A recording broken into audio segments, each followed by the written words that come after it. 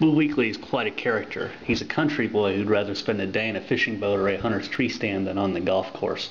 One of the top players on the PGA Tour, he claims he'll retire from golf the day he banks enough money to hunt, fish, and hang out with his family for the rest of his life. He's such a character, some wonder if he isn't playing a character, whether his public persona is genuine or just a shtick. Weekley admits his public image can at times seem over the top, but he knows why. That's about the media. I mean, that's, they the ones that's helped me gotten bigger. It ain't me, I mean, I ain't no different than anybody else out there playing golf. It's just, I'm just a little more open. Weekley's so open, he sometimes flinches at how he's portrayed. His story: he grew up in the Florida Panhandle, played college golf at an ag school, and worked in a fertilizer plant before launching his pro golf career.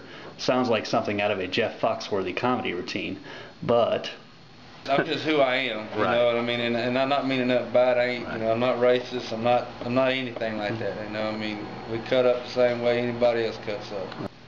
Weekley's career is currently defined by his cutting up at last fall's Ryder Cup.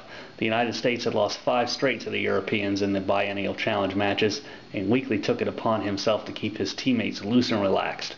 The lasting image from the matches is Weekley mimicking Adam Sandler's character from the movie Happy Gilmore, skipping off a tee box with a club between his legs. Weekley said his decision to ride the bull, as Happy Gilmore called it, was spontaneous. Well, sort of. I don't know where it came from. I mean, I know where it came from because we talked about it prior, I think it was, I don't know, Wednesday or Tuesday or something like that, or whenever, I think maybe Thursday or something, we talked about it, me and my wife and a couple of the police officers, a lady and something, we talked about it. The antic just came naturally to Weekley. He sees much of himself in Happy Gilmore. Oh yeah, that's me. I mean, I'm just doing it in real life.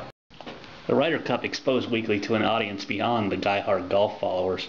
The more casual fans, those who pay attention to the majors, the Ryder Cup, and little else, have missed Weekley in his first 2 years on tour. More of them have gravitated toward Weekley since the Ryder Cup. He's golf's latest everyman, and he's inherited another good old boy golfer's fan following. I think a little bit of it with John Daly stepping down and kind of turning over his side, and I think his fans were looking for somebody. I kind of picked up a few of them, and I feel like in a way I've kind of stepped in behind John, and as John. Weekley's background may be similar to Long John's, but his game and his personality are nothing like that of golf's most troubled star.